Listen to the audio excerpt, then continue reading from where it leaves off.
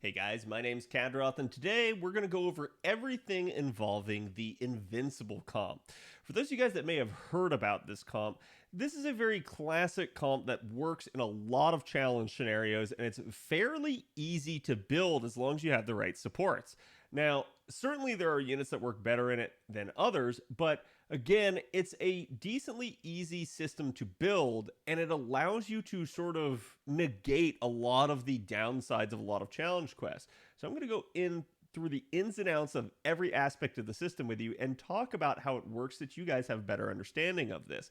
I felt the need to explain this, especially as we start nearing here Lost Belt 6 on NA, because we're starting to get to the realm of Morgan Le Fay coming out, who is one of the premier units for this sort of system, and it's why I kind of really wanted to go over it. Now, to start off with, you guys might be wondering, how does the Invincible system work?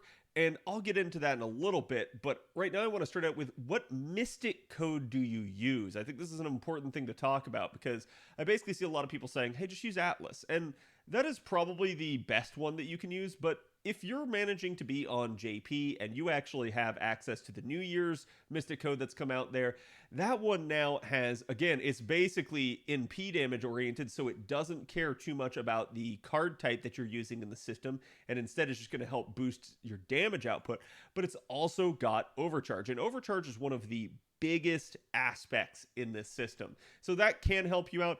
To me, I still would go with Atlas over this, but this is something to be aware of, especially if you're in one of the weird sort of comps that maybe doesn't have as free of access to Overcharge. Because again, the way this system is going to work is predominantly centered around Overcharge with certain units.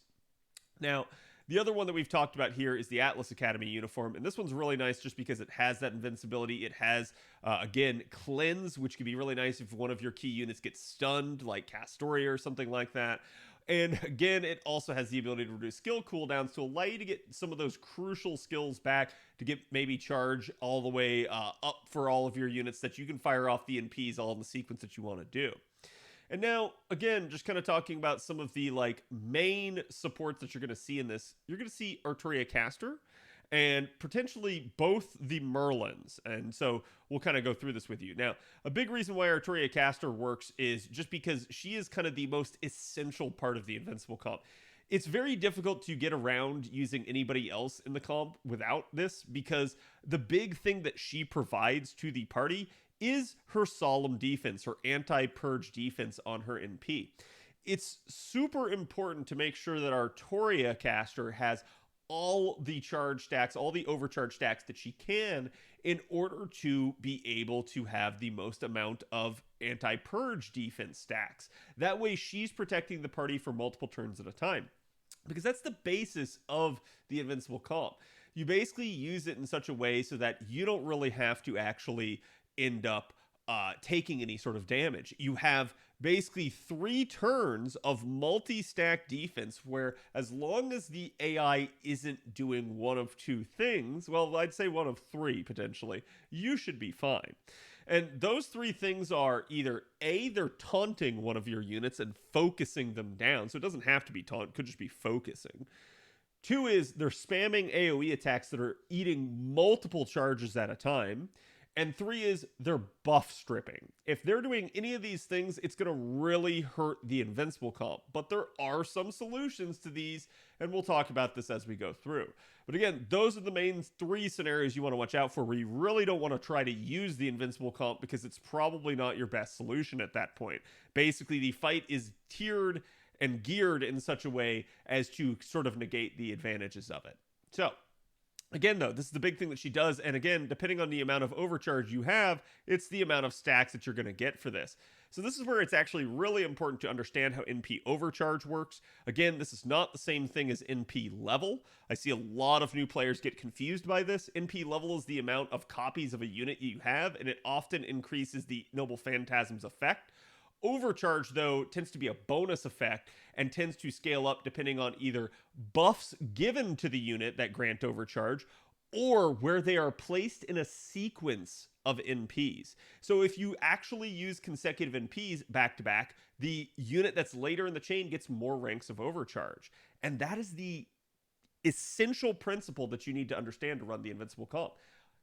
Castoria needs to basically go last in the order in order to gain the benefit. Now, you might find some weird scenario where that's not true, or maybe it's better to play it in a different way, but in the vast majority of circumstances, that is going to be the case that you're going to want to set up. Now, again, it's really nice too because Castoria also has cleanse in her own kit, so she can free up other units, but because she's going last in the sequence, that cleanse is probably going to happen after, say, like your damage dealer's NP goes off and stuff. So if you have something that's offensively debilitating, it's not going to get cleansed until after that. But again, you may find scenarios where you can actually loop back and do another NP sort of in the time it would take your other supports to get back to full. Now, the other big thing you really want to understand about Castoria's NP is that it operates on a 3-turn cadence. And the reason for this is because anti-purge defense, aka solemn defense here, is unstackable with any other source of itself. So you cannot use multiple Castorias together and have them both apply their NP. Only one of their stacks will get applied, and it's going to be whichever Castoria fired off their NP first.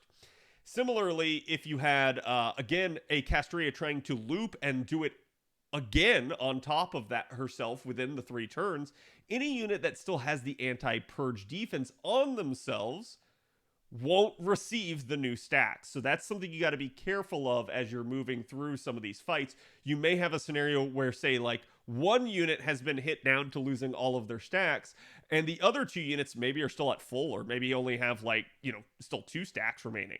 So if you try to fire off the NP early before those 3 turns are done, only that one unit is going to get new stacks. The other 2 are going to be left high and dry for subsequent turns where they might not be protected. So you got to be a little bit careful on that, and that's where maybe your third support is going to come into play, and we're going to talk about that. But again, that's something to really pay attention to, is that a lot of the Invincible comps operate on a 3-turn cadence for good reason, and there's actually even other reasons that I'll talk about as we go through here.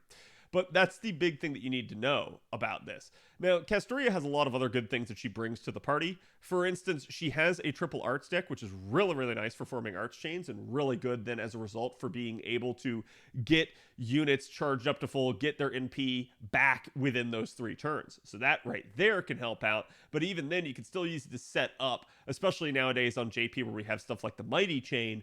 You can actually use that to your benefit as well for trying to just generate charge for another unit if you have a Castoria arts card here.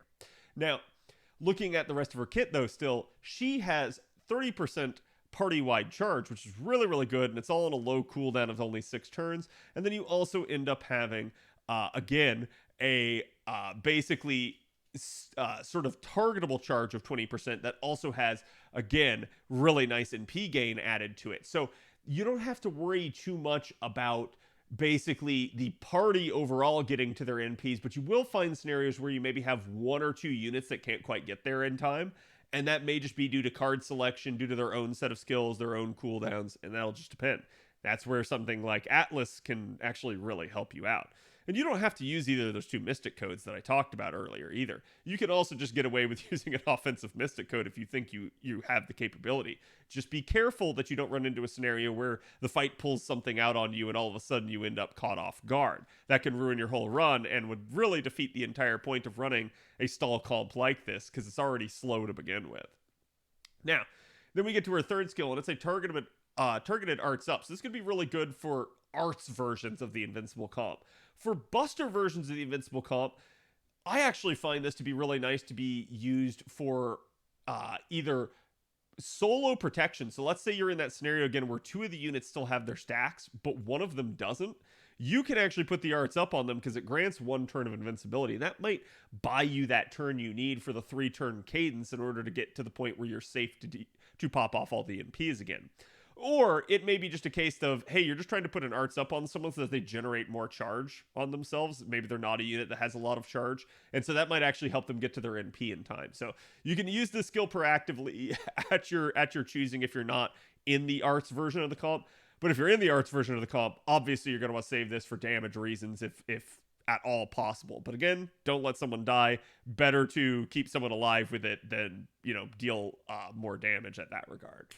You don't want to necessarily lose someone because, well, dead damage dealer does no damage. So again, a really nice aspect to her kit. So I find that Castoria is a excellent piece to this puzzle, and we don't really have anything that actually replaces her at the current point in time, because the big reason is that she has stackable survivability with overcharge. Now, the next unit that really comes along that actually is sort of one of the integral pieces here is Merlin.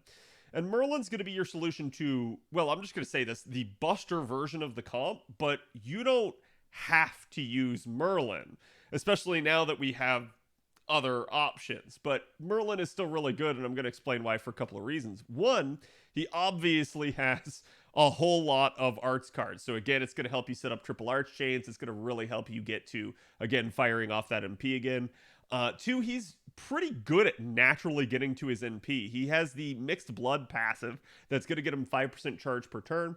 I actually really like in the Invincible comps running something like Prisma Cosmos on Merlin and Castoria to really automate a lot of their charge. So that way I can actually use more of the damage dealer's cards when possible, but it's up to you to determine whether or not you want to do that.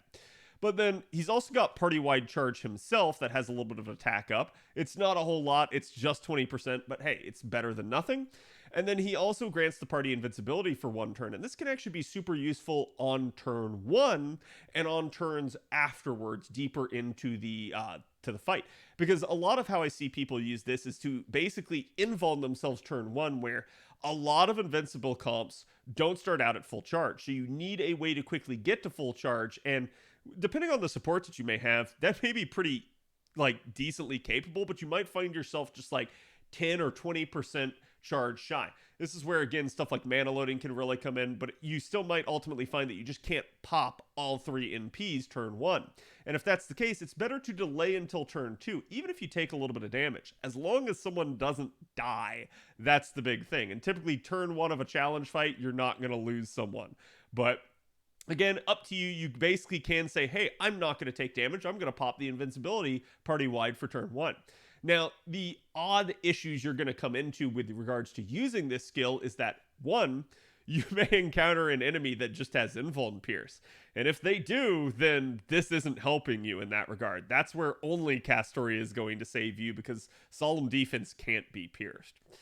Two is the fact that if you're using it proactively, you may find yourself in a situation where you actually could have used it better. Like, I've actually seen people basically use it for the star gen on the skill, and that is something that you can do. But then if you use it that way, you might not have it for the actual survivable need that you have later on, because you may encounter some scenarios where either you got dealt a bad hand of cards, your cooldowns weren't up, and you just maybe were not able to be ready to fire off an NP at the right time. And so as a result of that, if you find that your invincible comp isn't ready, okay, hey, now you find yourself in a scenario where the invuln might save you. It might be that sort of party-wide protection out that you kind of lack. So similarly, you might find yourself in a scenario where, like I said, you have the 2 units that still have their stacks and the 1 unit that doesn't. Well, this would be another solution to that. You could pop Merlin's party-wide invuln, and that would probably at least protect the 1 unit. So again, that is one of the ways in which you can get through this. And then Merlin's third skill, like I said, this is what's really going to help him out with the Buster variant of the comp, is because he gets one ally's Buster performance for 3 turns, max HP up for 3 turns, which if you're using Merlin sort of prior to Proto Merlin coming out, and you don't really necessarily have a solution, but you have maybe like an arts damage dealer as your main focus in the Invincible comp, then yeah, shit. I mean, using this basically for the 100% crit damage for 1 turn on all cards, and using it for the 3000 heal in effect that you could have right there might really help bail you out. In fact, I've had times where like maybe like Merlin was getting beat on and focused on super hard, or Castoria was, and you know, you're still kind of operating the comp just fine, but like, damn, they're getting kind of low, and the amount of healing that Merlin's NP is doing is not necessarily enough to keep up. That's one of those scenarios where you can go ahead and use this just as a heal, basically, as a targeted heal. So that's another way in which you can get out of a bad situation with this. It's why, like, I'm able to use the Invincible comp so effectively and able to use it on so many challenge fights. This is a very easy comp once you understand it, and it allows you to not have to read the gigantic essay of a guide on the challenge fight, or have to sit there and, like, cobble together something that you think would work. So again, it's a really good thing for those of you that don't want to try hard a lot of the content and just want to kind of like turn your brain off. You still kind of got to use your brain in these comps, but it definitely makes it a lot easier. So that's a lot of his kit. Then we get to his NP. Now, his NP, again, it's going to be a heal. And I'm not going to say this is strictly speaking necessary, but you better be damn good with your party-wide protection if you, again, think that you can get away without healing in the Invincible comp. It's really nice to kind of just top you off in between turns where like maybe you had a unit that was sort of vulnerable and took a hit. This is going to help recover them. So you have to be flawless if you're not going to run with healing, but that's where, again, this is going to be really nice for him. On top of that, it also gives charge to the party for 5% every turn for 5 turns. That's stellar, especially since, remember, like we talked about, you're going to be operating on a 3-turn cadence with Merlin in this comp. So you're going to be firing off his MP at minimum every 3 turns, and you might get it even faster than that, just depending on the circumstances. So that could be really good for basically getting everybody to their NP. And again, you may find that like maybe your Castoria doesn't quite get there. Maybe your damage dealer didn't quite get there. Having this charge per turn on everybody just really helps out. And considering you're going to be popping it probably twice in that time, you're going to be operating with at least 10% charge per turn on everyone from this for the vast majority of your turns. So really, really good there.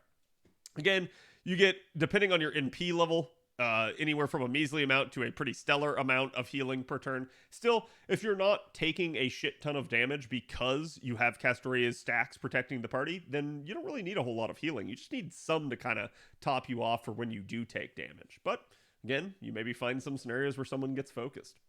So then the overcharge effect here is it's going to gain him critical stars every turn for 5 turns. Now, depending on the variant of the comp, this means that you can either put Merlin first in the NP sequence, or you can put him second. It's just going to depend basically on your damage dealer, not really Merlin. If your damage dealer is somebody that provides overcharge from their NP, the damage dealer needs to go first. If your damage dealer is someone that provides overcharge from their skills, the damage dealer doesn't have to go first, and then you might be able to put them second instead and gain a benefit from their own overcharge on their NP. So that's kind of nice, and you just need to watch out for those scenarios depending on who you're using in the comp. And there are a lot of options, and we're going to go over that. But again, the other nice thing here is you're going to get stars per turn out of this, and so it's not a huge thing to have even more, but certainly if you're putting him second in an MP sequence right there, that would get him at least 10, and if he has an overcharge effect from, say, like, you know, Morgan Le Fay's MP firing off first, then shit, it's going to be even 300% at that point, so you're going to be getting 15 stars per turn. And considering that, again, this is a 5-turn duration, you're probably going to be overlapping this NP. That's quite a bit of stars per turn and quite a lot of critting when you actually do card. It's one of the reasons that forming triple arch chains here really do function in a nice way. So again, it definitely helps out and allows you to just sort of pop off even faster. And it's why I've had some scenarios where I maybe get to the damage dealer's NP a little bit faster and can maybe cheat depending on the cooldowns at play. But it's up to you. Now, that's Merlin. And Merlin, like I said, works for Buster, but Merlin can technically work for arts. He can technically work for quick versions too. It's just up to you to determine how you want to use him. Just keep in mind that that may not be an effective steroid, and you may have to find, you know, creative uses for hero creation. Now, Lady Avalon comes along later on after the fact, and she's an interesting one because she's a pretender rather than an actual standard support caster, but she basically functions just like one. So again, she also has the triple arch just like Merlin, and she basically ends up having an arts steroid instead of a Buster one. So if you're forming an arts version of the Invincible comp, she is a blessing coming to you, and I'm going to explain why here in a second. So again, it's really, really nice to see, but basically this means that you would have Castoria and Lady Avalon both blessing your arts damage dealer there and helping them to actually deal some solid and effective damage. So looking at this here, she basically increases one ally's arts performance for 3 turns. That's fine. And then gives them max HP buff for 3 turns. So just like Merlin's hero creation, this can also be used basically for a healing mechanism if you're worried about losing someone.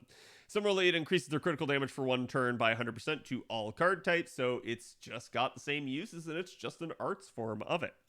Now, Her second skill here is the same as Merlin's first skill. It's the party-wide attack and charge, but it has one very interesting difference here. It grants the overcharge for one stage, one time over 3 turns to the party. So everybody in the party, for one time for their next NP, gains a rank of overcharge. That's amazing. And what this does is this means that you don't necessarily need a rank of overcharge anymore from your damage dealer.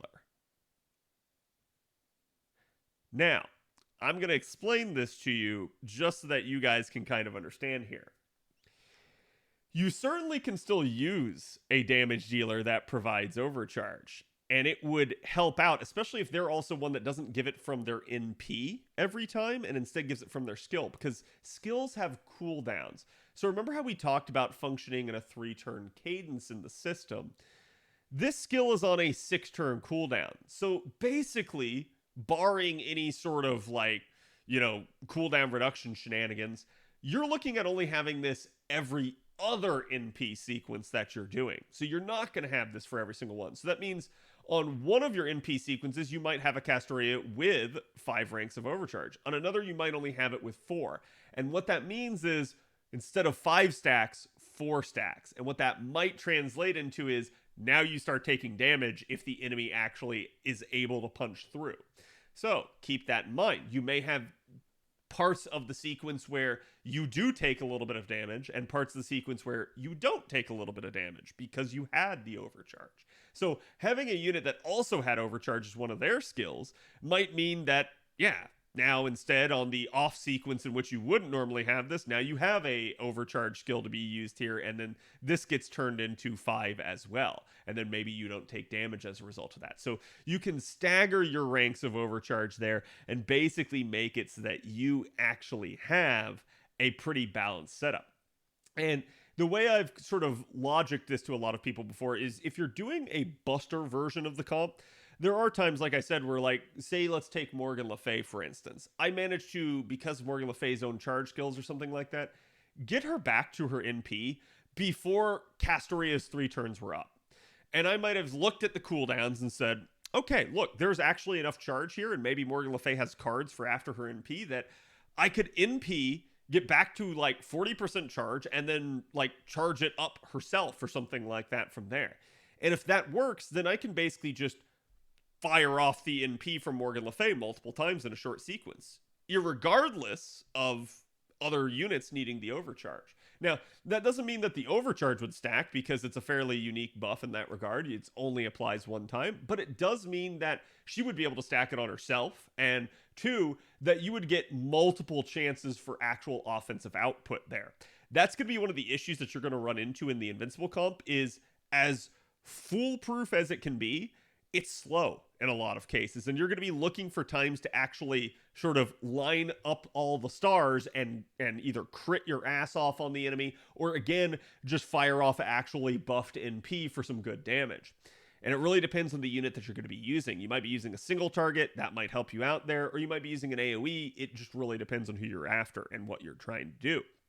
But again, if you're in one of those scenarios, you have to be very careful that you don't fire off the damage dealer's NP and get too greedy and thus end up costing yourself a rank of overcharge for your supports.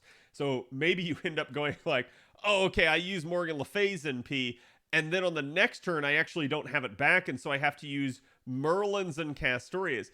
That's going to drop it down. That means Castoria is going to go second in the sequence, and she'd still have Morgan Le Fay's rank of overcharge from her NP prior, but she's not going to have Morgan Le Fay's NP in front of Merlin's to pop off, so that's going to lose her a stack of overcharge. So in this scenario, this would actually drop her from a rank 4 overcharge down to a rank 3 instead. And so you'd have to be really, really careful. And again, 3 is something where, just within one turn, one unit could power through that. So you got to be careful with how you run this. You got to make sure that if you're dealing with skill-based overcharges rather than NP-based overcharge, that you don't end up running out and basically leaving your units vulnerable. Okay, so that's one of the big things to watch out for. But still, better to have this than not. It literally is just yet another instance of sort of Lady Avalon providing capability to this comp.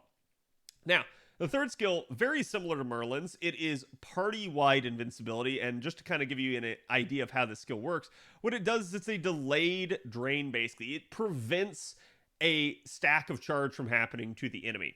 And it is not the turn it is triggered on, it is the next turn that it will happen. So basically, this will not prevent an NP from going off if it's already fully charged, but it will prevent someone from gaining a rank of charge afterwards. So this can be nice for both protecting the party and sort of stalling the enemy, but as a result, the trade-off here is while Merlin's cooldown was only 7 turns with this, Lady Avalon's is 8. So this is a pretty difficult skill to use in terms of actually having it when you need it. Once you use it, you go on a long cooldown until you can use it again. And it's the same way with Merlin. It's why you got to be careful with how you use this skill, but you're going to be waiting even longer on this variant. Now, again, it also is going to charge her own NP depending on the amount of enemies, and that's kind of one of the things that I've actually noticed in the sort of arts version of the comp. You would think with how many, units you have and with triple arts everywhere that you'd probably have an easy time getting Lady Avalon to her NP.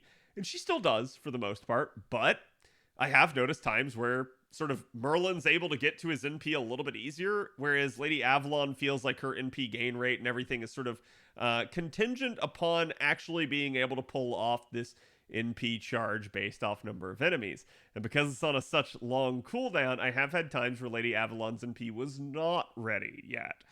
There's some times where you just got to go, okay, hey, look, I don't have one of the NPs ready, but I am vulnerable right now, and I'm going to take a lot of damage if I don't do this. So you might just have to pop the NP and go.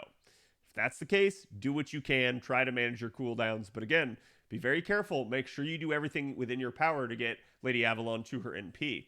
And that might include, again, like I said, putting on something like Prismacosmos that can give charge per turn to her. So that way she has a little bit of an easier route to getting there. But still, it's really nice. And if you're facing up to 3 enemies, again, that could be, something like 60% charge for herself. It's just on a long cooldown, but it can definitely be really, really nice. Now, again, she also has the mixed blood trait that Merlin has for the 5% gauge every turn, but she also has an extra one just, because of power creep, and basically starts the battle with her NP gauge charge by 20%. This is not her mana loading, so she could still have mana loading on top of this and start the battle at 40%, which then means if you're facing 3 enemies and you do the whole tactic of popping the invuln turn 1 to protect yourself, she could get to 100% charge turn 1 under her own power with no assistance from anyone else. Which is kind of strong. But again, up to you to determine how you want to do that. So, outside of that, the big thing to focus on here is going to be the NP for her. And as you guys can see here, she has increased party's max HP for 3 turns. So instead of having healing per turn, she gets max HP.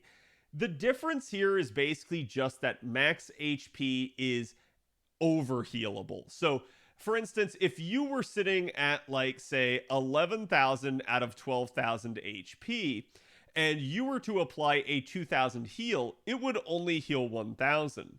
Versus if you had a 2,000 max HP, that would change your max HP to 13,000, and it would also set you at 13 out of 13. So, max HP is arguably just better, but there could be some scenarios where maybe because it's a little bit more buff focused that you might run into, oh crap, I can't apply it to myself somehow. Still, I think the big thing to really focus on here is more the fact that it's not 5 turns. This is one of the major differences between Lady Avalon and OG Merlin. OG Merlin has that 5 turns, and that makes it really nice for when you have that like 1 or 2 turns of downtime where you maybe don't have all of your stuff up. Merlin's stuff is still ticking during that time. Lady Avalon's isn't. And the trade-off for this is that Lady Avalon scales better basically with her NP. So because Lady Avalon's heal value is all right up front, she also basically ends up getting scalable NP gen per turn. So instead of having the 5% like Merlin had locked in, she can go up to 10% at NP5. So basically the aspects of her NP, more of it scales with NP copies than Merlin's did. That's sort of the insidious thing that they did with her in her design. They basically made it so that, yeah, if you actually wail on her, she can be better. Otherwise, she might be just a tad bit worse in that regard. still definitely operable at NP1, still definitely something that you can use in the Invincible comp.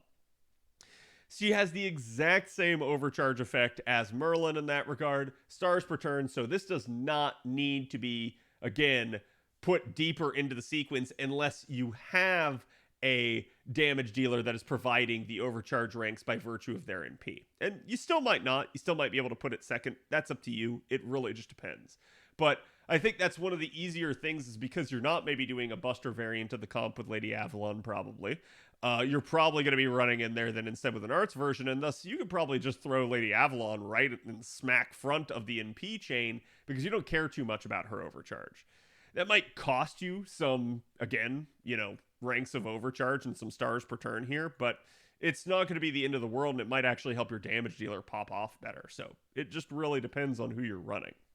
But again, these are sort of the three main supports you're going to see as part of the Invincible comp. I know that was a little long-winded. Let's actually talk about the actual comp now. Now, the major point in the comp is that you need basically the Protector. And what the Protector does, as we already sort of explained, is provide these stacks of solemn defense, the unpurgeable defense that basically cannot be pierced. That's why she's so strong here. That's why it's Castoria. She also provides charge to the party and also provides, again, the sort of cleanse that can really help keep the party alive from various dots and debilitations that may or may not mess with them. But the problem with this is there is no applicable substitute for Castoria at the current point in time. And at least until they start actually power creeping with something like Solemn Defense on someone else, I don't really see this being a thing either. So maybe the way that they could do it is if they actually did someone that had like maybe, dodge stacks that increased by virtue of their overcharge and their NP, but you would need someone that had stackable overcharge based NP based survivability for the party. That's what you would need. Right now, Castoria is basically the only person that can do that. So, and again, you may find that other solutions crop up over time, but she is just absolutely the best one right now. So she is sort of the essential piece to this puzzle. You're going to need a damage dealer for, again, this comp, and that's just because you want someone to actually deal damage. You don't want to sit there and give them death by 1,000 cuts. You would rather get done with the fight, I assume, in some sort of normal time frame. Again, this is just Morgan Le Fay, for instance. It does not have to be Morgan Le Fay. We're going to go over some of your options here in a minute. But basically, it's going to be the person that actually provides damage output. They hopefully have charge for themselves, or maybe even the party. That would help out, because it would help, again, both the supports sort of get to their NPs. And then they probably are the one that provides overcharge. Now, again, this is just sort of the generic form. So we see sort of our early versions of this comp involving like Himiko and, again, Morgan Le Fay, who both have it on their NP. But you don't necessarily have to get overcharge from the NP. You might be able to get it from a skill like we talked about earlier. Now, the issue with this is there are so many other options that you can run besides this, and I'm going to talk about it. And again, that's why there's just too many to list here on this one particular slide. From there, you probably want a healer, and the healer is the sort of protection against the oopsies that may or may not happen. But the healer also provides a decent role, and that's that they give some sort of either charge per turn or party-wide charge. They have to have some sort of way of helping everyone get to their NP, because your goal is to get all three of these units to their NP within 3 turns again. So basically, they all fire off their NPs in a sequence. 3 turns later, they all do it again. That's the way you want to function in this setup. And then similarly here, again, typically with both Merlin and Proto Merlin, you're getting overcharge. Or sorry, you're getting stars per turn. In Proto Merlin's case, you're getting the overcharge buff, and that definitely helps you. But this is sort of your standard allotment of what each one of these units bring to the table. And again, your applicable sub here for your healer can be Lady Avalon. I've talked about other potential possibilities here. For instance, someone like, say, Reigns might be an option. But I think the issue with her is, while she does have the ability to sort of like spread her charge around in weird increments, the issue at play here would just be that, like, it's not necessarily going to help everybody to get to their NP on a more natural per turn basis. That is one of the big things that Merlin and Proto Merlin, for that matter, really provide to the party. So while a unit like Reigns can actually give you overcharge from her NP, I find that she doesn't really necessarily have a devoted place in the Invincible comp. You probably could run her, it's just going to be wonky and weird. So again, that's kind of why I didn't end up mentioning her as one of the real options. And Scotty, we'll get into Scotty when we get to the quick section. So again, it is what it is. Now, that's sort of your basic setup for, hey, here's what the Invincible comps units are, here's what they provide. Now, if we're looking at sort of the prototypical one, the Buster variant of the comp, again, like I talked about, you're probably going to be running Castoria with Merlin. And then each and every one of these units is a unit that can both be your damage dealer and provide ranks of overcharge. So they are Buster-based units that can do this. Now, again, outside of, I believe, Himiko and Morgan Le Fay, I believe all the rest of these do it by virtue of a skill, not by virtue of their NP. So that means you're looking at some sort of weird off and on cadence again, where maybe 3 turns you have, 4 ranks of overcharge, and then the next 3 turns you only have 3 ranks of overcharge. So be very careful with that, because those 3 turns where you only have 3, you might be a little bit more vulnerable to taking damage. And so that's something you really got to factor in here and be careful about, and sort of watch and monitor your cooldowns. But still, it's really, really solid. And I think a lot of people probably knew about these two, but a lot of people probably hadn't considered these other options here. And they should all be usable. Now, you might be able to get away with a unit that doesn't provide overcharge in the Buster scenario, but because Merlin himself isn't providing overcharge like Lady Avalon is, that's pushing it. So you better hope that the fight is pretty light at that point, and if it's that light, you probably didn't need the Invincible comp. You probably could have gotten away with just some easy blitz comp to kind of get through it and just sort of have a high-powered buff damage dealer just sort of nuke their way through the node. But again, if that's the case, it's up to you to determine whether or not you want to run it. Now, yes, another point that Chad is actually pointing out here is, again, Ruler Da Vinci is basically going to be a free welfare from Summer 6 this year on NA. Don't miss her, because as of right now, she hasn't had a rerun.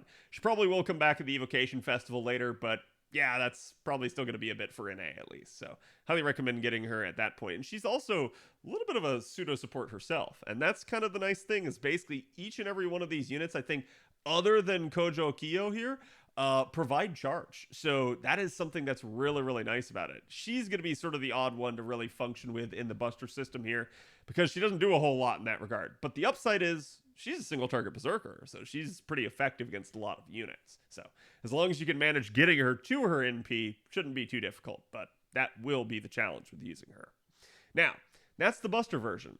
Next up, we have the Arts version, and this is sort of the version that really comes to prominence with Lady Avalon coming out. So you can see you're still using Castoria, you're still using Lady Avalon here, but now what you have is 4 units that really pop off in this system, and that is going to be Sakamoto's 5-star Lancer variant, DVR, and even someone like Edison and OG Da Vinci. They all give overcharge. So you don't have the 3 turns of not having ranks of overcharge because of the whole situation with Lady Avalon. She has basically that 6-turn cooldown. So what you can do is you can stagger the overcharge with basically your damage dealer's overcharge, so that you have 3 turns of Lady Avalon's overcharge, 3 turns of the damage dealers, and thus you're good. But if you're willing to risk it, because Lady Avalon does provide her own rank of overcharge, technically any Arts damage dealer works. You can get away with any Arts unit in that regard.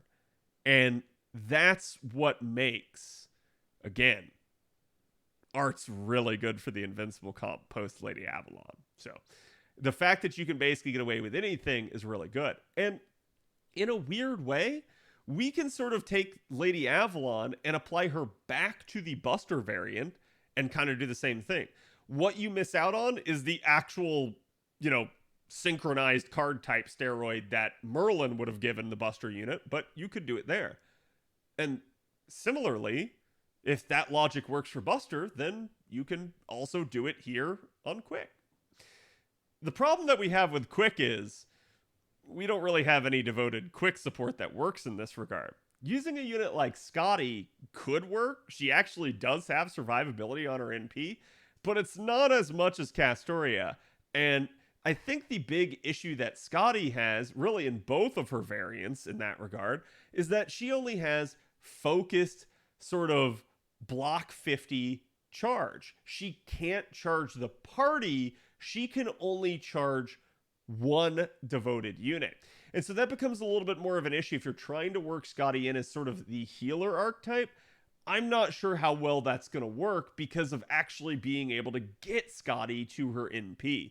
Maybe if you had a really good charge damage dealer, it might work. So you might be able to pull something off, but you would have to be very careful in that regard because, again, you'd be sort of running without healing. But, again, it just depends. Now, on screen, you guys are going to see the 3 quick units that actually can provide overcharge. Sendo Riku, who is an AoE Berserker. That's going to be a really, really nice one. Kama, who can at least target it with one of her skills. And again, so that way she could basically go like, okay, well, not everyone's going to get the overcharge, but I can give it to Castoria, the unit that needs it. And then Takasugi as well, who's our new 5-star archer on JP. So each one of these can work, and they would actually be able to sort of function in the like off-turn cadence that Proto Merlin wouldn't have her overcharge up. So in that regard, it works. But technically, you can get away with using any quick damage dealer as well. It's just not really recommended. And the reason why it's not is because you're dealing with quick units now, and they probably don't have triple arts decks. So naturally getting a unit to their NP very quickly and easily going to be a little bit harder in that regard. You're not going to be able to form so many triple arch chains with that. Same problem that Buster can run into, and that's why some of the most prolific units in the Buster version have self-charge in that regard. Each one of these ones does, but I strongly caution you on using units other than this for a quick variant of the comp, because you might really struggle to be able to get a unit to their NP, but it does depend on who you would want to use. So again, there's definitely some interesting stuff here that you can operate with. And again, the way the Invincible comp is made to work is on that 3-turn cadence where you're basically putting your damage dealer, your healer, and then Castoria in a NP sequence in order to get the maximum amount of overcharge ranks from Castoria's NP to make it so the party just doesn't even get hit. And it's really, really strong. You might also, again, like I said, do it where maybe the healer goes first, then the damage dealer, then Castoria. That's up to you. But it is still a very solid system. And it's evolved some over time as we've now gotten new and more useful tools to be able to put into the system. It started out very sort of narrow and rigid, and now it's kind of branched out to almost any unit can do it. And so it's a really, really strong system that I highly recommend you guys learn for making your lives easier in the game. Again, let me know if you have any questions. I'll be sure to try and read them. And I will see you guys for the next entrant of the Explain series.